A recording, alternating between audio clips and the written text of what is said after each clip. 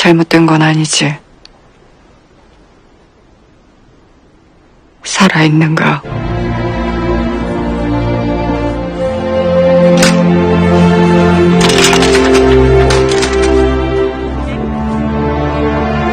Hai Sobat Cinggu, jumpa lagi dengan Blossom Official 19. Semoga sobat sukses selalu. Cerita lanjutan saat Jang Yun mengingat kembali semuanya. Dan keesokan harinya, Gilce duduk berdua bersama Jang Yun di tangga. Jang Yun mencandai Gilce. Gilce kaget, tapi Jang Yun langsung senyum dan mereka berdua tertawa bahagia. 그런 장난은 마세요, 정말. Kemudian Jang Yun bertanya, bagaimana dengan putra mahkota? Bagaimana kabarnya? 근데 세자께서는 어찌 되셨습니까? Gilce mendengar hal itu langsung diam. Lalu Jang Yun menemui Riang Em. Aku pikir ada seseorang yang memberitahumu segalanya tentang putra mahkota. Pyeongko ingin bertemu denganmu. 그간 세자저의 일을 전하께 낱낱이 고한 자가 있는 것 같아. Pyeongko adalah Kasim kepercayaan putra mahkota.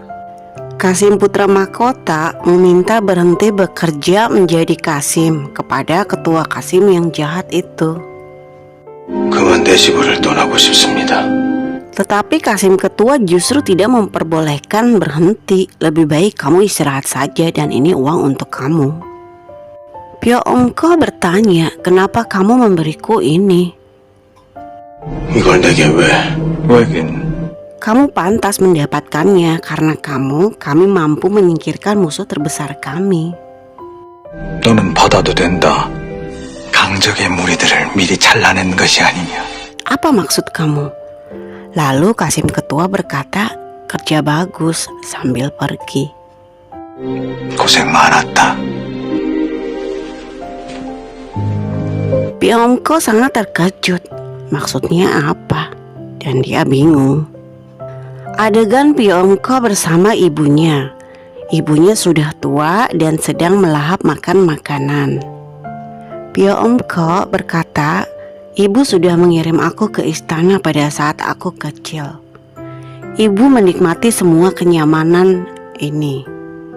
어머니는 어린 나를 궁에 보내고 평생을 의오식하셨으니 Apakah menurut ibu putramu ini layak menjadi seorang Kasim? Di masa depan, ibu tidak usah khawatirkan tentang mencari nafkah lagi. 평생 먹고 사는 일은 지정없게 하리다. Pyeongko mengatakan itu sambil menangis guys, lalu berlari keluar. Jang Yun mendatangi rumah Pyeongko. Pada saat Jang Yun masuk, Kasim mencoba untuk bundir dengan meminum racun guys. Jang Yun kaget dan langsung masuk. 왔는가? 무슨? Jang Yun mencoba untuk membawanya ke tabib, tapi sepertinya Kasim memang sudah tidak mau hidup lagi. 의원을 불러와야겠어. 늦었어. Kasim berkata, apakah kamu ingat pada saat kita pertama kali bertemu?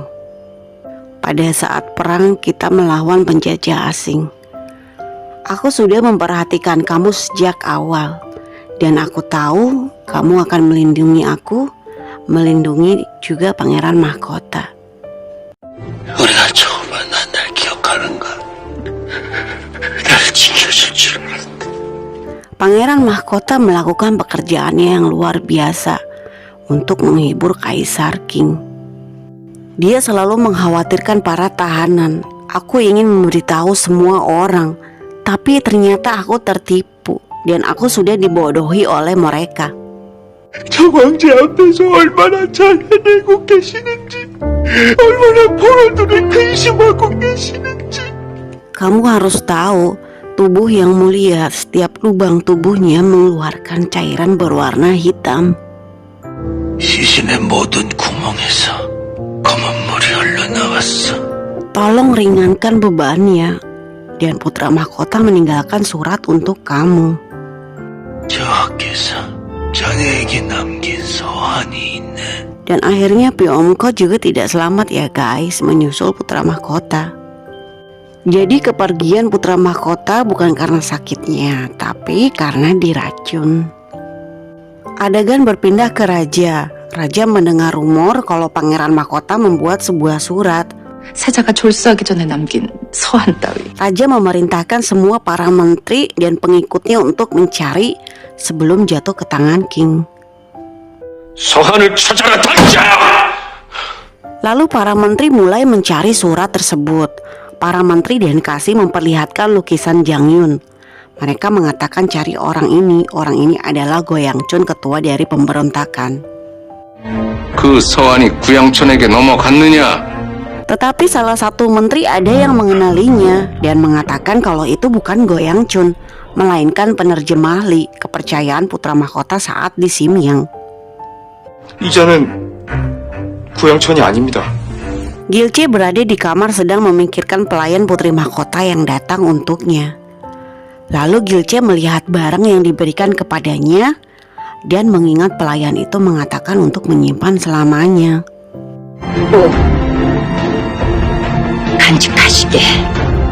Lalu Gilce memeriksa barang itu dan benar ada surat yang diselipkan di kainnya, guys. Lalu Gilce membuka dan membacanya. 장현, 보아라. Pada saat Gilce keluar rumah, ada Putri King datang. Putri King bertanya, "Kamu tinggal di sini juga?" 오바다 덤벼. Gilce terkejut. Tuan Putri berkata, "Aku akan membawa Li Jangyun dari sini." 이장현을 데리러 왔어. Adegan berpindah ke Raja. Raja bertanya kepada Kasim, apakah kamu sudah melukai semua penerjemah yang ada di penjara semua? 일전에 내 사옥에 가두었던 역도들은 잘 처리했겠지. Sudah Raja, kami sudah melukai kepalanya. Tetapi ada salah satu tubuh mereka yang hilang. Dia adalah kepala pengkhianat Go Yang Chun. 모두 머리를 부수어 죽였사온데 역관 이장현이었나이다. Raja kaget dan marah. Lalu Kasim berlutut meminta maaf kepada Yang Mulia. Ternyata bukan Go Yang Chun, kepala pemberontak yang ada di penjara, tetapi melainkan penerjemah Li. 아닙니다. 그놈은 구양천이 아니었사옵니다. Orang kepercayaan putra mahkota. Lalu Raja tambah marah dan memerintahkan untuk mencarinya dan melenyapkannya langsung. 살았다는 것이냐 죽었다는 것이냐? Lalu Gilce dan Tuan Putri berbicara. Tuan Putri mengatakan, "Aku sadar orang-orang kepercayaan putra mahkota sudah disingkirkan. 세자의 사람들을 숙청하고 있는 걸 알아. Tak peduli apa yang aku coba, aku tidak dapat menemukan jejak Li Jangyun. Tolong beritahu aku apa dia baik-baik saja atau apa dia masih hidup." 혹시 잘못된 건 아니지? Lalu Gilce menjawabnya, "Dia masih hidup." 살아있어. Tuan Putri tenang mendengar jawaban dari Gilce. "Aku akan membawa Li Jangyun bersamaku. Di mana dia?" 이장현은 내가 데리고 간다. Kemudian Gilce menjawab, "Tuan Putri, apa kamu bisa membantunya? 이 역관 나를 도와줄 수 있어. Tolong bantu dia, Tuan Putri." Lalu Gilce menceritakan semuanya, guys. 제발 도와줘. Tuan Putri pergi dari rumah Gilce dan berkata kepada Jenderal Yun Gilde, "Tolong beritahu Raja Joseon kalau utusan King akan segera datang." Tuan Putri membuat rencana untuk menyelamatkan Jang Yun. 차우연이 왕도 설계요. 거의다쿠 친구run이 열심히 센 준비더러. Pada saat perjalanan pulang, Jang Yun mengingat perkataan Kasim bahwa surat yang ditinggalkan putra mahkota diberikan kepada wanita yang menyelamatkan putra mahkota, yaitu Gilce. 원소 나기 씨를 구한 이에게 그 서한을 맡겼다 했네. Jang Yun bergegas segera pulang. Tetapi pada saat di perjalanan, Jang Yun dihadang oleh komplotan Kasim yang akan melenyapkannya. 역관 이장현! Kasim sudah memerintahkan orang suruhannya dan pengawal untuk melenyapkan Jang Yun segera. Jang Yun terkejut melihat mereka. Tiba-tiba datang menteri yang lain tergesa-gesa ingin menemui raja, memberitahukan kalau raja tidak boleh melenyapkan Lee Jangyun. 전하께 구하라. 급한 일이다. 지금 화급한 일을 듣고 계셨는데 Karena utusan dari King akan datang dan meminta secara khusus Lee Jangyun sebagai penerjemahnya.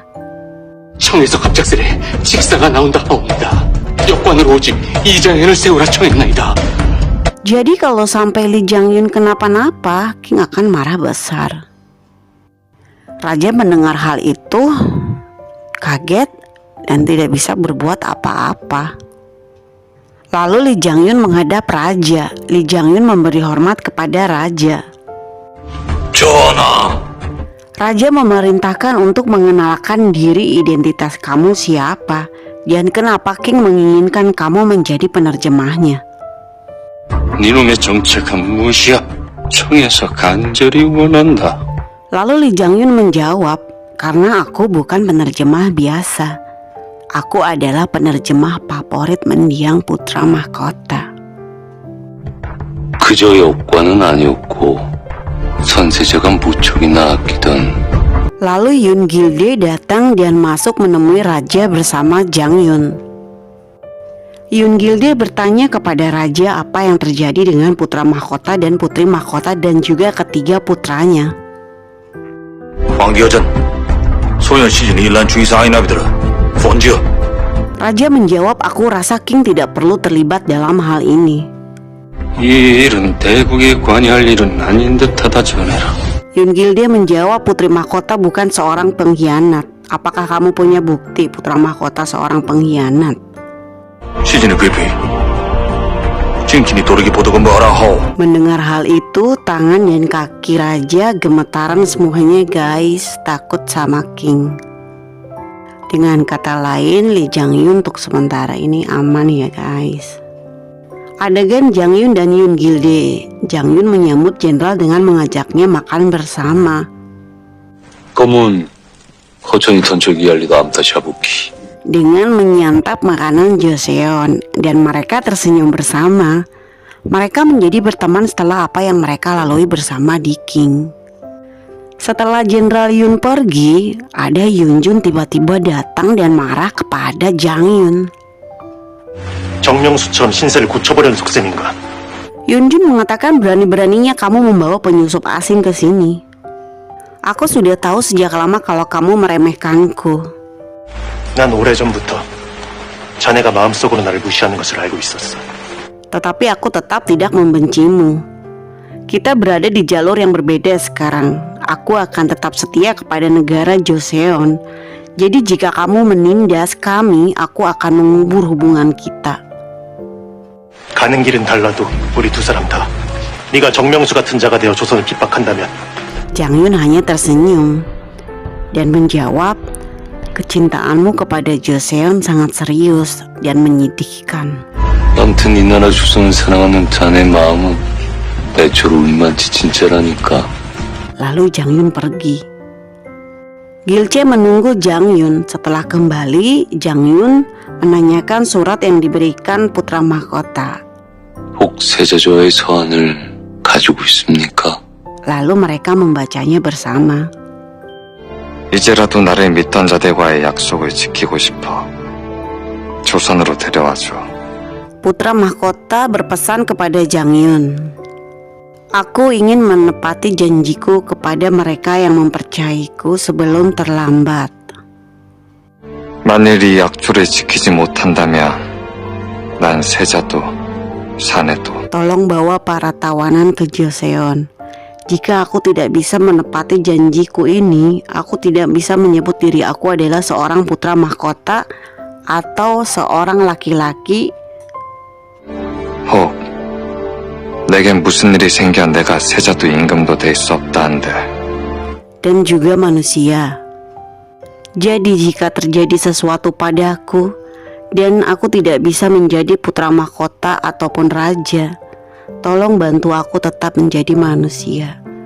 Setidaknya kamu adalah satu-satunya orang yang dapat melakukan ini. 내가 인간으로는 남을 수 있도록 도와줘. 이 일을 당부할 수 있는 사람은 Di Jang Yun sedih guys. Keesokan paginya, Jang Yun membawa uang dan memberikannya kepada Yeon Gilde untuk menebus para tawanan yang ada di penampungan Jang Yun. 또이건도 앞두나라 빠이타서모 어이터 노지소 시무른 야문도. Uang ini adalah hasil pemberian dari kekayaan Tuan Putri Mahkota. Namun, seperti yang dijanjikan, semua tawanan harus mempunyai surat sertifikat yang dikeluarkan oleh kantor pemerintahan King untuk kebebasan mereka. 아파본 말이 못한 거 두고 가이 준비. Para tawanan akan datang ke Joseon melalui darat. Jika kamu menjamin ini, aku akan memberikan perak ini. 우돌락 둘라치 얼어먹는 법 알리 분비. Lalu Tuan Putri berkata, tidak akan ada orang di King yang bertanya tentang tawanan yang dibebaskan hari ini. Aku jamin hal itu.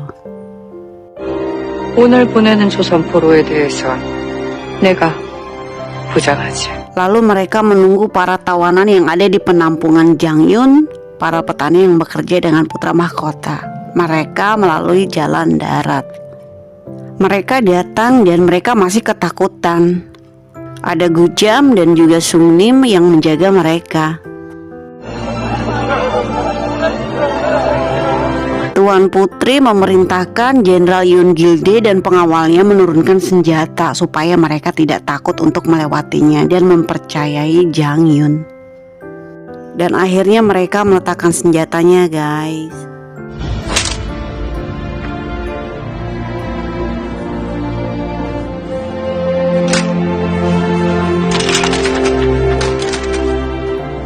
Para tawanan melihat hal itu, mereka senang dan bahagia dan berkata kita kembali ke Joseon dan kita bebas.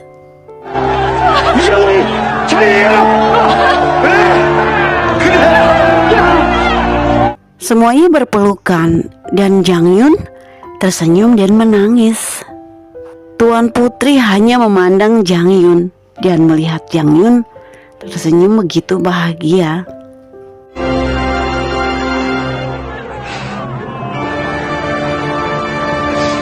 Dan malam harinya, Jang Yun dan Tuan Putri berbicara.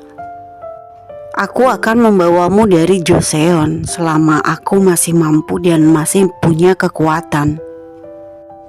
내가 아직 힘이 있을 때 널 조선에서 데리고 갈 거야. Tuan Putri, aku punya kampung halaman. Tuan Putri tersenyum dan berkata, kamu berubah-ubah terus Jang Yun. 저도 고향에 가야 합니다. 네 입으로 한 말도 지키지 않는. Iya memang aku selalu berubah-ubah orangnya. Dan aku bodoh sekali. Aku hanya ingin pulang kampung hidup-hidup Tuan Putri. 살아서 고향에 가고 싶습니다. Jika kamu kembali ke Joseon, kamu tidak akan selamat Jang Yun. Kamu akan menghadapi bahaya karena Raja Joseon. 조선에 가면 넌 죽어. Apakah karena wanita itu? Kemudian Jang Yun berlutut dan berkata, dia adalah kampung halamanku Tuan Putri. Aku hanya ingin pulang dan beristirahat. 그 여인이 제게는 고향입니다. Tidak boleh, kamu harus pergi ikut bersamaku. Kamu tidak akan selamat di Joseon Jang Yun. 나와 가거나 어차피 넌 조선에 가면 죽어. Kalau begitu aku tetap tidak akan selamat dalam perjalanan pulang. 하면 가다가 죽을 수밖에요. Lalu Jang Yun berdiri dan pergi. Tuan Putri mengambil benda tajam dan memandang Jang Yun. Dan Jang Yun berkata, aku minta maaf Tuan Putri. 용서하십시오. Akhirnya Tuan Putri melepaskan Jang Yun dan mengikhlaskannya sambil menahan air matanya guys. 내 마음이 바뀌기 전에 가. Tuan Putri hanya ingin melindungi Jang Yun dari Raja Joseon, tapi Jang Yun tetap ingin di Joseon. Tuan Putri menerima keputusannya dan Jang Yun pamit pulang kepada Tuan Putri, lalu memberi hormat ke Tuan Putri dan berkata semoga Tuan Putri sehat dan selamat dalam perjalanan. 내내 평안하십시오. Dan Jenderal Yoon Gildae mengucapkan selamat tinggal.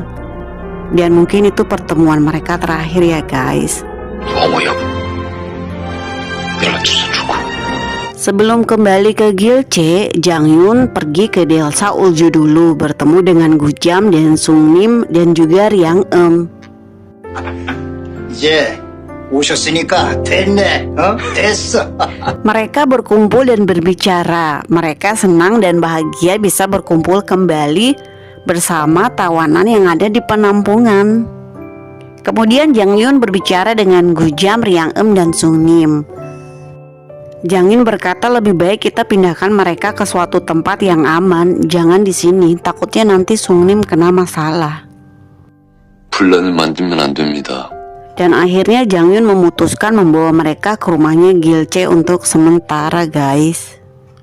Gu Jam membawa mereka atas perintah Jang Yoon. Akhirnya Gu Jam bertemu dengan Jong Jon. Mereka sangat senang dan berpelukan.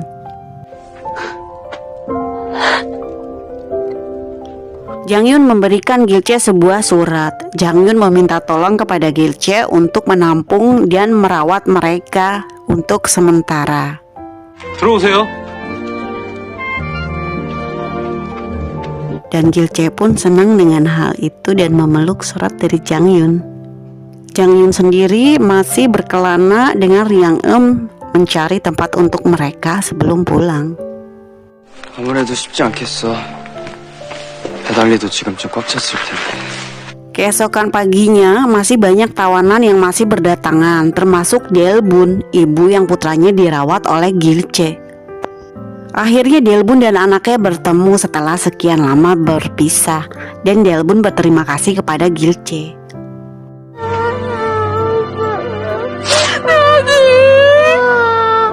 Adegan Gildae menunggu Jang Yoon. Saat Jang Yoon pulang, Gildae mengejarnya dan memeluknya berkata, "Sayangku." Jang Yoon kaget dan bahagia sekali Gildae memanggilnya sayangku. Baiklah, mulai sekarang kita memanggil sebagai suami istri sekarang. Jang Yoon tersenyum dan mereka berpelukan. 이제 우리 서방각시 합시다. Setelah beberapa lama mereka tinggal di rumah Gildae, akhirnya Gu Jam dan Jong Jon menikah. Semua yang ada di rumah Gildae berkumpul dan merayakannya. Jang Yoon berkata ini adalah saat-saat seperti waktu di desa Nyungguri. Saat nenek dan kakek Songchu menikah, semua bahagia, semua tertawa dan semua merayakannya. Gildae dan Jang Yoon tersenyum melihat mereka berdua. Jang Yoon mengatakan Jong Jon dan Gu Jam sangat bahagia dan terlihat serasi. Jadi bagaimana kalau kita juga berdua harus menikah? 종종이랑 구자민이 참 보기 좋지. 해서 말인데 우리도 Dan Gildae mencandai Jang Yoon dan menjawab, aku tidak yakin karena aku pernah menikah 1 kali. 글쎄요. 전 혼인은 이미 해봐서. Jadi menurutku tidak menikah dan hanya tinggal bersama juga itu ternyata bagus. Mana cincin kamu? Lalu Jang Yoon memberikannya dan Gildae juga mengambil miliknya guys. 반지 좀 줘보세요. Ternyata Gildae sebelum menikah ingin ada lamaran. 제가 할 것입니다. 청혼. Dan di sini ternyata Gildae yang melamar Jang Yoon guys, romantis banget. 저와 혼인해 주셔요. Jang Yoon kaget. Gildae berkata, menikahlah denganku. Aku akan menjadikanmu pria paling bahagia di dunia. 세상에서 제일 행복한 사내로. Lalu Jang Yoon senang, terharu dan bahagia. Lalu Jang Yoon memeluk Gildae. Jang Yoon mengatakan, mari kita pergi ke desa Nyungguri, di mana kita akan menjadi rumput dan batu di sana. 능군류로 갑시다. 이제 우리 거기서 돌덩어리. Lalu Jang Yun memegang wajah Gilce. Nah guys, sekian episode 20, ditunggu kelanjutan episode terakhirnya. Terima kasih guys.